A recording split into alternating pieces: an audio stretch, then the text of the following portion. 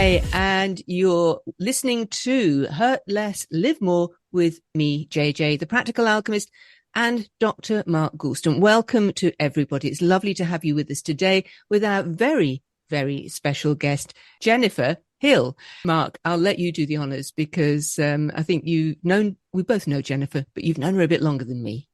Well, I've known Jennifer for some years, and she and I met when she was at a low point in her life, and she got through it, and she got past it.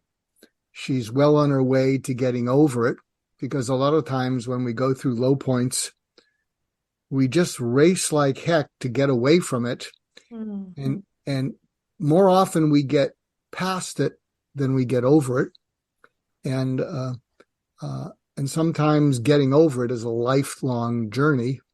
And so I met her at that point, and she's this really force of nature in terms of just her energy, what she's into, wanting to spiritually uplift the world and heal it. And she's unstoppable. And I'm glad that she's on, because she's also the person who introduced JJ and I, and I'm forever thankful for that. Yeah, me too. And I thought also one of the things that JJ, Jennifer, and I have in common is we've all had low points. And if you're listening in, some of you may have been through a low point. Some of you may be in a low point.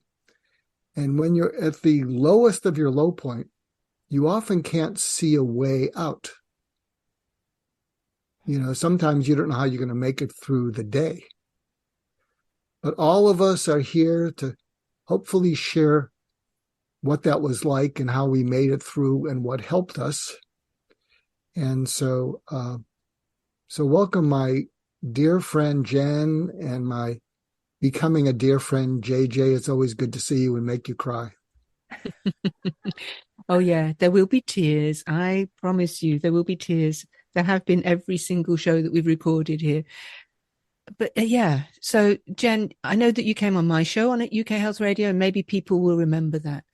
And I remember you called yourself something which I thought was great. It was what was it again?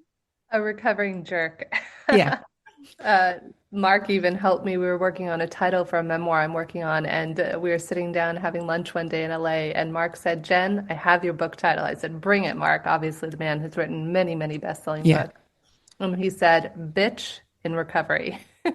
I'm like, okay, fair enough. Not a bad title. No, but you have gone on to do extraordinary things in your life, but you aren't shy about talking about the very, very low points. And so I wondered if you could just share with us what that was like, what brought you to that point, and how did you get out of that? Well, JJ, there have been so many low points in my life, and that's one of the beautiful things about being a human being is, you have a low point and you think, I am never going to survive this. And then you do, and then you might go 5, 10 years, a year, depending on how fortunate you are. And then you get hit and sideswiped by another tsunami of low points. And then somehow or another, you pick yourself back up. And I think the biggest difference, JJ and Mark, between where I am now and where I was, say, 20 years ago when I first tried to commit suicide, the first time I think I was 18 years old. And I don't say it in a cavalier way. The first time I took a whole entire box of Sominex when I was 18 years old. And thank God it was a true miracle and a blessing that my car was parked halfway off a cliff. I didn't know where I was or who I was. I was hallucinating. The box of sleeping pills didn't kill me, but I was hallucinating. And a friend of mine, I was 17 or 18 at the time, happened to be driving by looking at property and found me wandering almost off the side of a cliff and brought me to my mom in a hospital. And that was one of 3 attempts between the ages of, I think it was 17 and 21, that I tried to take my own life. So to answer your question, JJ, the difference is between then and now is having wonderful mentors in my life, like Mark, who really did. When I went through one of the second darkest times of my entire life, it was my divorce and selling my first company when I was about 38 years old. And I literally did not think I was going to survive it. And Mark and I had many a meeting in his office in West LA that was down the street from my house. And I would just be shaking and in tears and say, Mark, I can't do it. And Mark would just remind me, Jen, what are you running from? What are you running from? What do you want to run towards? And the thing is having mentors, having tools, being able to have wonderful radio shows and podcasts and to know that you're not alone. I think that's the thing that makes it easier to get up on a day where you just want to curl up in a ball and die. And you're like, God, I can't, God, source, universe. That's the thing that helps me to get up now. And I remember very clearly when Mark and I were working together, I was going through this divorce, and my ex-husband would actually come with Mark and I and sit there, and he was blown away by Mark. He was a hard guy to impress. And he said, that man has his stuff together. And the day I formally asked my ex-husband for divorce, October 24th, after having been separated for 3 months, I was beside myself. Like, I wrote this letter and I read him verbatim this letter over the phone. He was with his brother because I wanted to be sure he had support. And I said, we both deserve to find our one, and we're just not good for each other anymore. And about 7 days after that, because I remember it was Halloween evening, October 31st, I used to run a group called Gratitude Girls in Los Angeles, where a bunch of girlfriends would get together and, you do what you try to do. You have a cocktail and try to put on a friendly face. And I got home that night, and I would sometimes take Ambien to help me sleep. And I had enough Ambien that I could have killed myself that night. I remember I was just on my hands and knees, crushed, crushed. I mean, if it hadn't been for the work that Mark and I had done together of helping me reconnect to myself and my values, I just remember thinking, what have I done with my life? I had this handsome husband. We had 3 homes, I had everything going for me, and yet I wanted to die more than anything else. And it was only because of Mark's mentorship and the deep friendships that I had that I chose to pray and scream and fight with God instead. And I just restricted, and it took every ounce of courage I had not to kill myself that night. Wow. Wow. And You then, know, I Mark, want to build sorry. on something you just said. Um,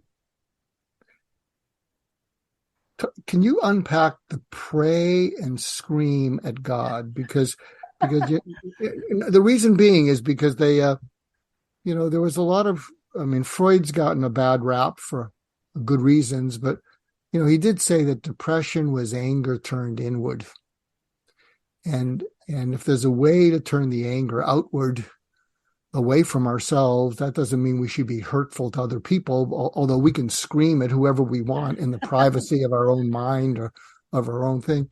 But could you say a little bit more about that? Because that anger, if it goes in different directions, it can be really destructive. And part of what this show is about is hurt less, live more. And one of the things that a lot of people do to hurt less is they get angry, they get hurtful. So could you unpack that a little bit? When you maybe turned a corner and you decided, I'm not going to kill myself, I'm going to live. Yeah, Mark, I'm so grateful. Along with you, it's been a long journey of 20 plus years now of diving into spirituality and understanding of the self and just trying to make sense of the world and everyone in it, myself included. And at that moment, Mark, I remembered something one of my Kabbalistic teachers had said, David Guillaume, and he said, you're allowed to fight with God. And I had some key choice words for God in that moment. I remember the liberty of when David first told me you could argue with God. I was like, what spiritual, discipline tells you that you can argue with God? Though in that moment, when it's like you have a bottle of sleeping pills, in this case, Ambien, on the counter, 40 of them or whatever it was, that would have been enough to do the trick. And then you are down on your knees and you are just shaking and sobbing. And I was so enraged at all the pain, not just in that moment though, Mark and JJ. It's not that moment, right? We all know it's not that one moment. It's everything in your life that has led up to that moment. Feeling like a failure, feeling like you disappointed your parents, going through, it was the finality of here I had just formally asked my ex-husband for a divorce.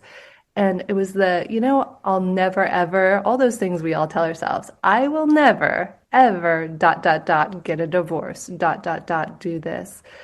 And so I was just screaming and angry. And I just released all of the word I would use is anguish, just that extraordinary, soul crushing anguish that I felt at the unfairness of life and of the cards that you're dealt. And yet I remember waking up the day after that and being so grateful. It's like you're walking such a thin tightrope. Anybody who's ever been close to committing suicide knows what it's like, where on the one hand, all it takes is just going a centimeter, a millimeter to the left, and you fall off the edge. And then on the right, you hear your mentors in your head, the Marks of the World and my Kabbalah teacher and all of my wonderful mentors. And I think had I not had such strong relationships with the people in my life, like my mentors, and also by that point, because I had developed a relationship with what I considered source, that gave me the freedom to scream and yell and to just till I was exhausted until I just passed out. And then the next day to wake up and go, thank God, thank God. I was this close and I didn't, thank God. You just triggered a memory. And I'll just share it. And then JJ, I want to hear from you. Both my parents have died, and they could be difficult, and they could be really difficult with each other. And they lived on the East Coast, and I've lived on the West Coast of America for a long time now.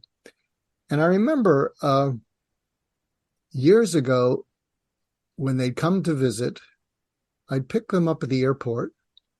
And as soon as we're in their car, they're either bickering or they're sullen or whatever. And all I'm thinking about is I want to drive them back to the airport.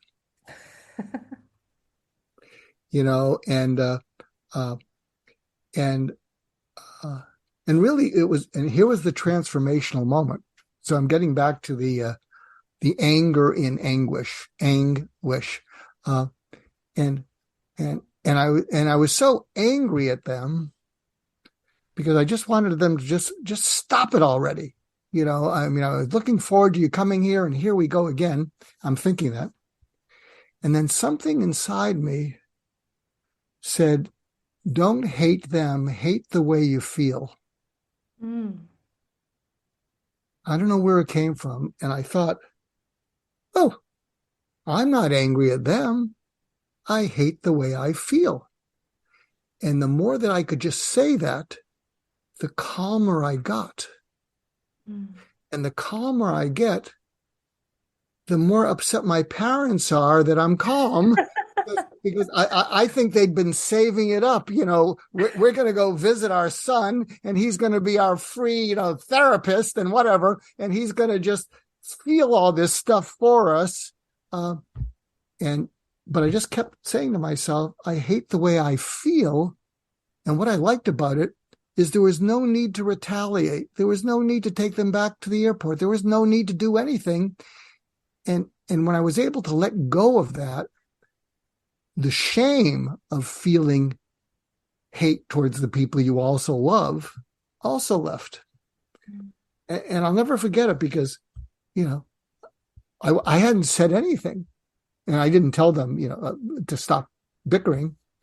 And they must have picked up on my vibe. And they just stopped. And they said, what's the matter? And because I let go of my anger at them, and I pivoted towards being angry at how I felt, I said this sincerely. Because in my mind, I'd calculated, I don't see them that often. And if I add up all the days that I will see them, I'm probably only going to see them face to face another 50 days before one of them dies. Because I didn't see them that often. And so I said to them, I was just thinking that I don't see you that often. But can you, I wanted to share that. I have no idea what that has to do with what we're talking about. But I think if you can, because what I've discovered is this dark part of myself, when I hate other people, and I don't express it. People say, Mark, you're one of the least hateful people I know. It triggers shame in me. Oh, I must be a bad person because I hate them. And then, of course, if I get into hating myself, that's not a good place to be. But if I can just pause and just hate the way I feel, even on this show, Hurt Less, Live More, I think if we can just feel the hurt and be able to say, I just hate how much it hurts. Yeah. So I'm just sharing it with it because it created this interesting space in my brain. So does that make any sense to either of you? Can either of you relate to any of what I just said? Or you could say, no, I still can't stand my parents, even though they're dead. Well, I'm not going to say that. What I am going to say, though, let's pick up on this after a break. Time to take a short break now. We'll be back right after this with some more thoughts on leaving that space in our brains to let go of the hate. So we'll be back right after this. UK Health Radio, the station that makes you feel good.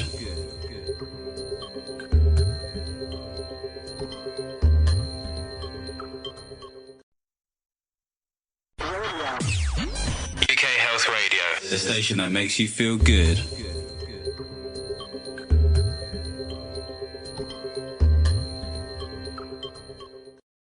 And you're listening to Hurt Less, Live More with me, JJ, the Practical Alchemist, and Dr. Mark Goulston, and our guest, Jennifer Hill. Jennifer, what did you think about what Mark was saying just before the break there? I really resonated with it at a deep level because for me, the self-loathing, the self-hatred is so incapacitating, really. I mean, I think that having felt like an outsider my whole life and feeling like I couldn't do life right, I felt like no matter how hard I tried to be normal, whatever you want to ascribe that to, I couldn't get it right. I couldn't get marriage right. I couldn't get life right. I just kept screwing up. And so what was the point of it all? What do you think, JJ? How was it for you, what he shared? I found it much more of a walking through treacle for my life. I first felt the urge, or I first thought about what it would be like to just end it all. I think I was probably around 10 or 11 years old. I was very young, maybe even younger than that. And I remember being in the bathroom, and those old razors that, those old ones with the two edges to them that, yeah. I remember looking at one of these and thinking, so I wonder what it would be like just to cut my wrists and say goodbye. And I don't think I would have done it, but certainly the thought was there. And my mother found me and stopped anything that might have happened. She wasn't particularly sympathetic, I have to say, which didn't help. And then, as I grew older, I was constantly battling this feeling of exhaustion and depression. Now, this could have had a physical source because I was born with probably a compromised gut flora and immune system. And, these issues of depression and fatigue and, a whole load of similar things all kind of come in with that, problem with your gut flora. So it could have been partly down to that. But I remember one time I was just paralyzed. I couldn't do anything. And it was like a depression. And I know people have talked about depression being a paralysis. And it really was not being able to deal with anything. Putting on a brave face of it. If anybody had asked me how I was, I'd have said, oh, yeah, I'm great. Fine. Yeah, I'm good. But actually underneath it all, I just couldn't put one foot in front of the other. And so I remember one day, I wasn't seeing people. I wasn't socializing much. I was just staying at home. And I remember one day going through all the different options for how to end it all. I thought, well, I can't go on like, I can't move.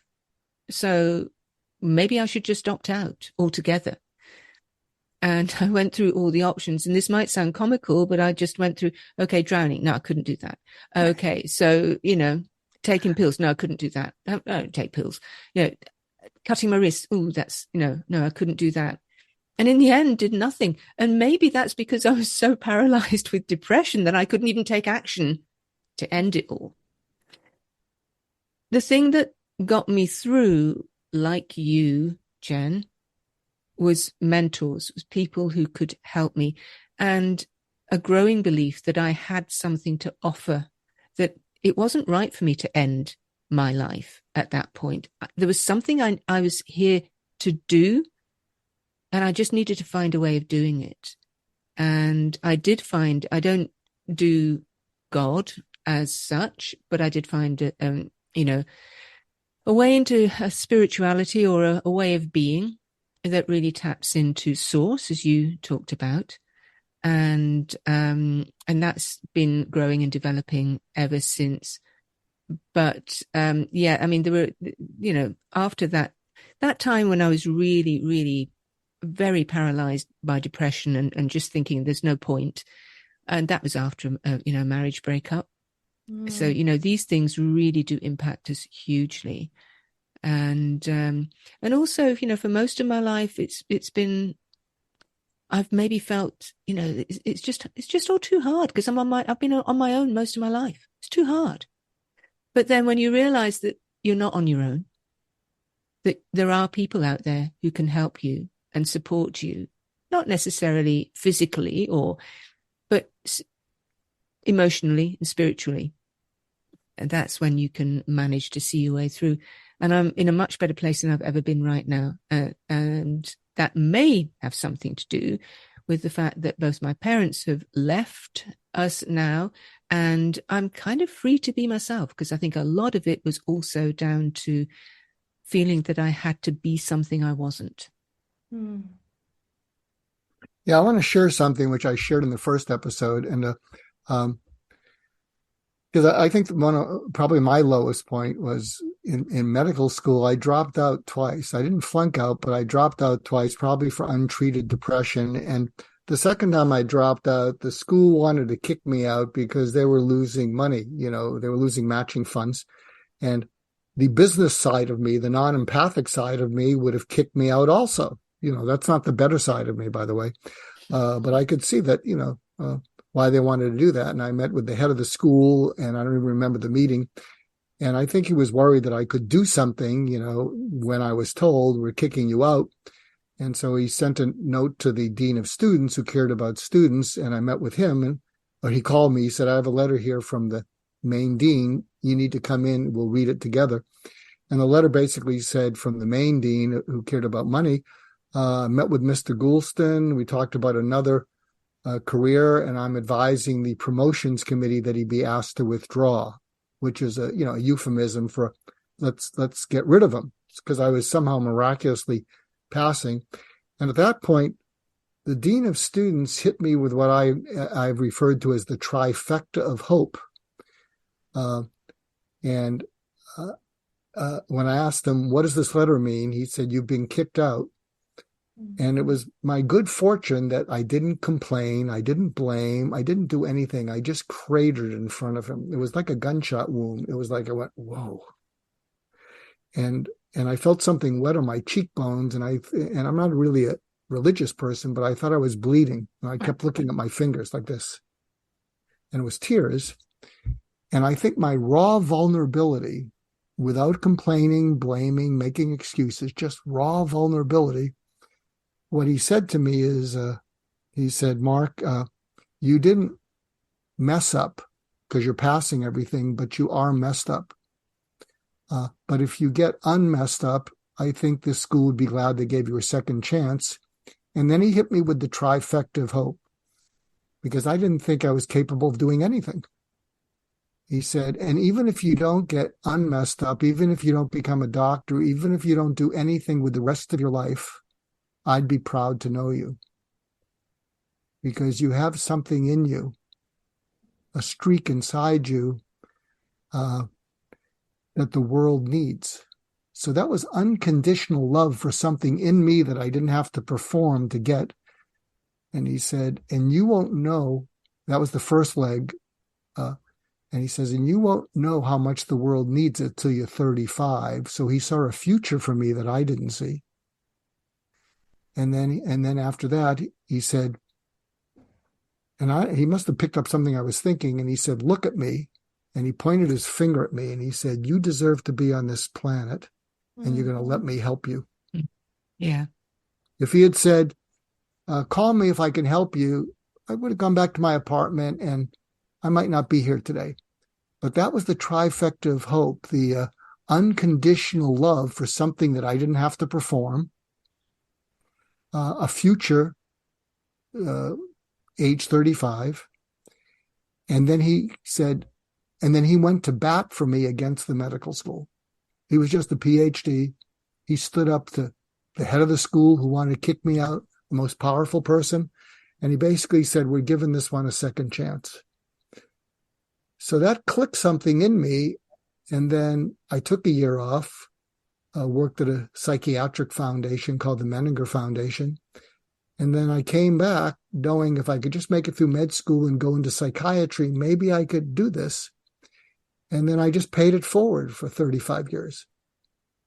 Unconditionally love my patients, see a future for them that they can't see, and grab them by the nape of the neck with love and say, you ain't going anywhere. Yeah. Do you know, somebody yesterday asked me whether or who I felt unconditional love for and whether I ever felt I had been loved unconditionally. And I could think of a few examples of the former, but I don't know about the latter. It's funny, isn't it? And yet, I think if throughout my childhood, my early life, if I'd felt that, it would have made such a difference. Letting people know that they are valued and that they deserve a place on the planet, I think is very important, isn't it? And more than that, JJ, I think what you and Mark just touched on is that love is not contingent. I think that's what so many of us have love collapsed with taking action that makes us lovable. If I do this, I will get a blue ribbon, I will be loved, I will be accepted. Whether it's in a romantic partnership, in a parental child relationship, I think that from a very young age, we're taught that love is conditional. And I think what's so beautifully illustrated is, well, how can we love anybody else unconditionally unless we can love ourselves unconditionally? So I think that's why we so rarely see it in the world, is because it's not something many of us, maybe 1%, if I'm being generous, of the world's population knows how to unconditionally love themselves. Maybe I'll throw the Dalai Lama, his name in the hat, and maybe you get there. And then, so how do we begin to have that domino, that ripple effect? And it begins with us. It begins with the loving ourselves unconditionally in order to be able to give the thing that we want to receive. One of the problems I've always had with that is I don't hate myself anymore. I don't know that I'll ever get to loving myself, but I have something called the Dead Mentors Society. I have 8 mentors. They've all died. Last one was Larry King from CNN, and before him was a Warren Bennis, big leadership guy, going all the way back to that dean at my medical school. And whenever I mess up and want to beat up on myself, I call upon one of my dead mentors. And I've been doing, a lot of guest appearances on podcasts, and I'm very spontaneous. They'll say, it's okay if we edit it. I say, look, I'm the Clint Eastwood of guests, one take. And, and every now and then I'll call on one of my dead mentors. And recently, the most recent was Larry King. And I'll say, Larry, I did it again. Wake up. And he'll say, what are you waking me up for? I said, I did it again. I was on a podcast and I kept telling stories. I didn't finish them. I said, here are the 4 most important things you got to remember. And I could only remember 2 of them. And he would say, Mark, I'm hardly cold. You woke me up for this. What'd the host think? Oh, they want to have me back. Mark, put a sock in it already. Would you, let me just go back to rest in peace. Would you? And, so I call upon my dead mentors and they can talk me down. And I think part of what it was is I get a little emotional. I hadn't made the connection. is I think as a child, I didn't want to talk myself down from the pain. I wanted that loving parent Mm. to Yeah, walk through it and talk me down. exactly. Yes. And I think I was the same. Yeah. Yeah. And it takes me back to the film, the movie that you produced, Mark, What I Wish My Parents Knew. Even into my middle age and beyond, if my parents ever asked me, how are you? I'd always say, fine, I'm good. Never, ever really talk to them about how I actually was, because I didn't see the point. There was no point. You know, one of my first book was called Get Out of Your Own Way. And the first chapter, and it's 43-page chapters, and they're all self-defeating behaviors. And the first one was called Chasing After Love and Approval from a Parent. And at the end of each chapter, they have a usable insight. And the usable insight there was, if you want what you never got from your parent, become your own grandparent. Meaning when my father, who, again, was on the negative side when he developed Alzheimer's, he was having really a rough time with it. And I remember I visited him and he was trying to figure out how to put his slippers on and he wasn't getting it right. And I went to help him. He said, leave me alone. I'll do it. And he was just struggling. And he finally got it right. And then he looked up at me with the eyes of a child, because he didn't have very good parents. And he smiled at me like I did it. Mm-hmm. And I just, tapped him on the shoulder and I kissed him. I said, yeah, you did it, Dad. And so it was a way of giving him what he never received. Yeah. Yeah. And I found my father had dementia towards the end of his life. And I actually found that was the time when we could reconcile. Mm-hmm. That was the point where he and I were able to come together. It was as if the masks had dropped on his side and we could connect. And that was really beautiful. I managed to, get over a lifetime of, initially as a younger person, hatred, because of everything that he did to me, right? But it all fell away because I think that's one of the things that happens with dementia, Alzheimer's and dementia. People just lose all these masks and they revert to this just childlike being. Mm-hmm. And yes, there are issues. There are lots of very difficult issues with Alzheimer's, like temper tantrums and that sort of thing. But beyond that, it's before it goes too far, there is that point where they just become, I almost think, their real selves without all those cares that got them when we were growing up, that caused all those stresses. Yes, and JJ, what if it's our filter we see and hear our parents through?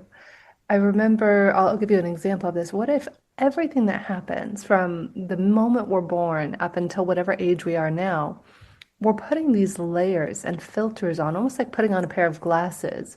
And if our dad is a jerk or if our mom is not as loving as we'd like, we put a label on it and then we box that person in. And again, from a neuroscience standpoint, our brain can only process at a conscious level 50 to 120 bits of the billions that are hitting us per second.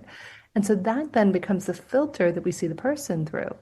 And for me and my dad, my experience that completely transformed our relationship while he, thank God, is still alive, I was 25 years old and I had just done a program called Landmark Worldwide. And you looked at filters and you explored what was there for you and the people in your life and who you had separation or distance from. My dad and I had never been close.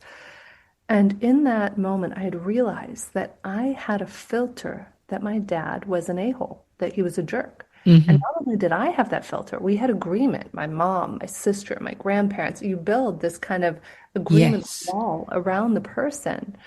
And so we had created this like fortress around my dad that he was a jerk. Now, keep in mind, he was a firefighter for 35 plus years, pulled kids out of buildings, things that none of us could ever fathom seeing. And so one day I met my dad, and he drinks. He's an alcoholic. He's been that way my whole life. And we would start drinking at around 2 on the days where he wasn't working at the fire department. And I pulled him in the garage where it was like kind of his office space, right? That was his space. It's like 11 a.m. And I said, Dad, I want to say I'm sorry. I apologize for all the years that I have made you wrong and judged you as being a jerk. I want you to know I love you and I want to know you. And my dad just opened and spilled his heart. He told me about decapitated kids he pulled out of burning cars, the things. And I said, Dad, I'll never understand why you drink, but I want you to know that's your choice. You can drink or not drink, and I love you and I accept you. Yeah. And that night, I remember, rather than being afraid of my dad when he drank, he broke down in tears.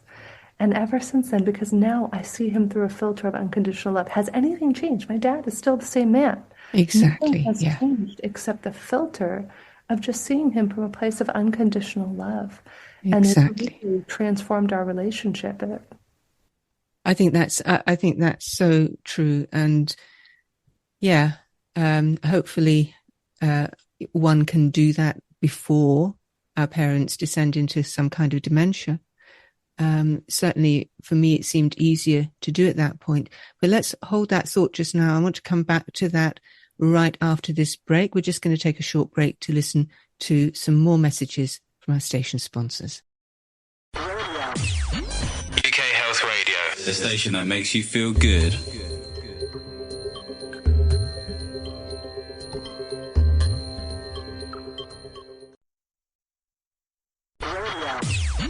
UK Health Radio, the station that makes you feel good.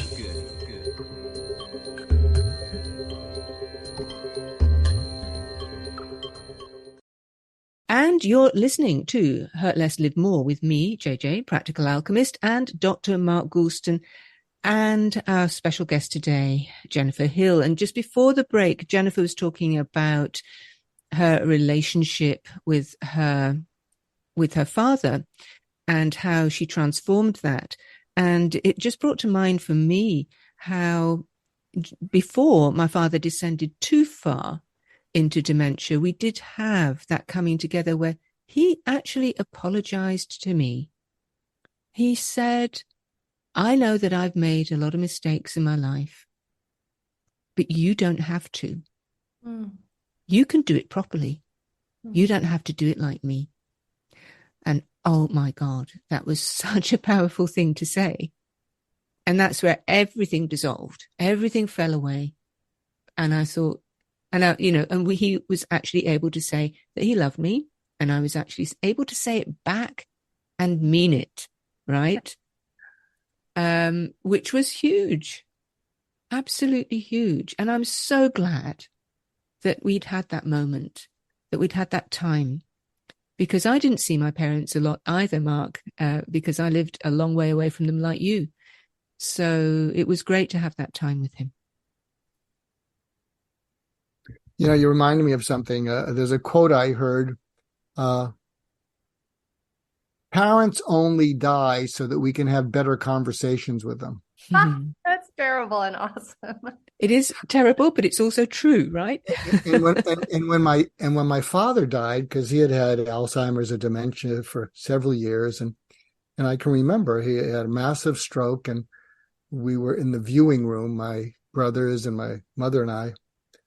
And I think, down deep, I had always wanted to hear something from him. And as God is my witness, I'm not hating God right now, so God be my witness. but there we are in the viewing room, and my father was not really, that sort of articulate, insightful. And I remember I kissed him on his forehead, which was kind of rubbery because of the what they do to prepare someone.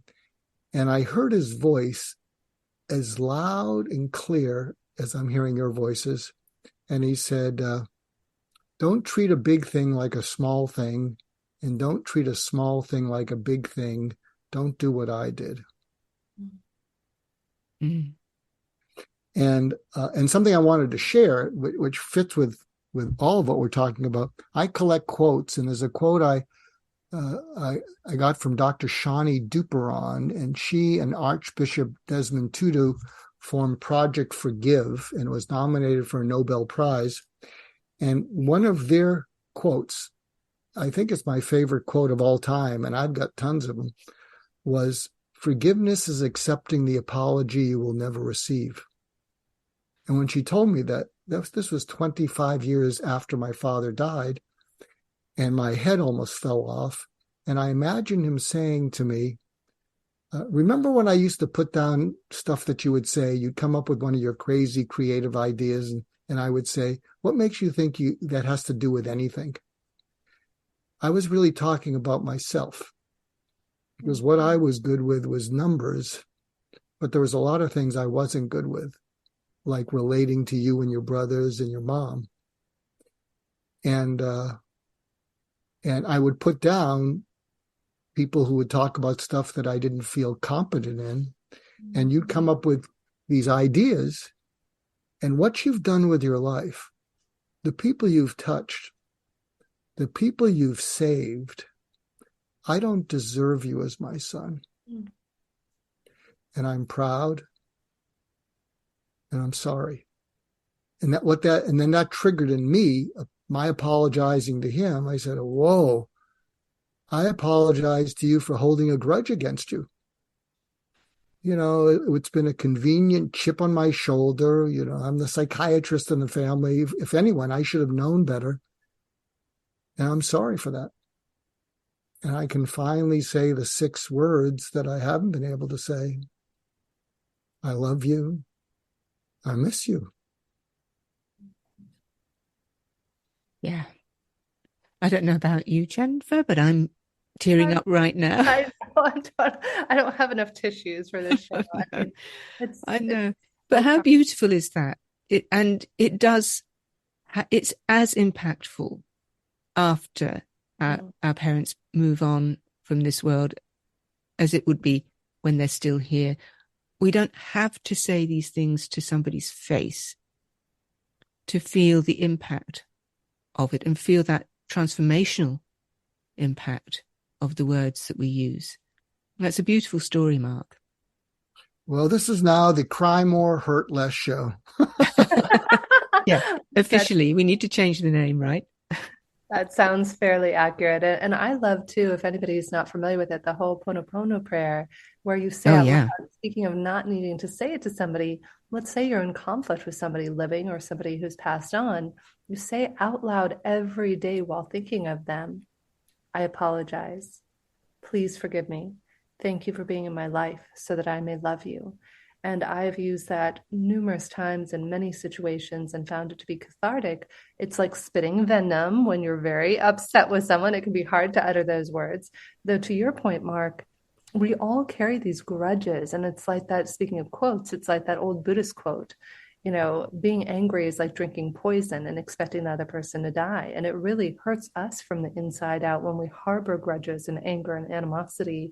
And that's why my husband and I have a beautiful practice. It's related to Kabbalah every night before bed. It's an ancient prayer called Ribono Shel Olam. And it's about forgiving everyone before you go to bed every night. And in fact, there's a lovely story in the Zohar about it where these men are passing by and there's a man sleeping, kind of like a, vagabond man sleeping on the edge of a cliff. And first a snake comes up and is about to bite him while the man is sleeping. And then a bird comes by and picks up the snake right before it's about to kill him. And then the men are watching and they're astounded. And then the man starts to kind of stretch and yawn. And as he does, he kind of rolls over to the side. And as he rolls over, the rest of the cliff where he just was falls away.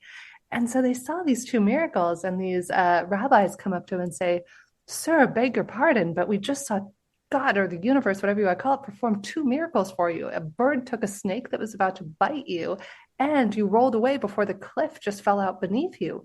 What is your secret, sir?" And he said, "Well, I'm just an average man, but every night before I go to bed, I make peace with anyone who has wronged me." That is beautiful.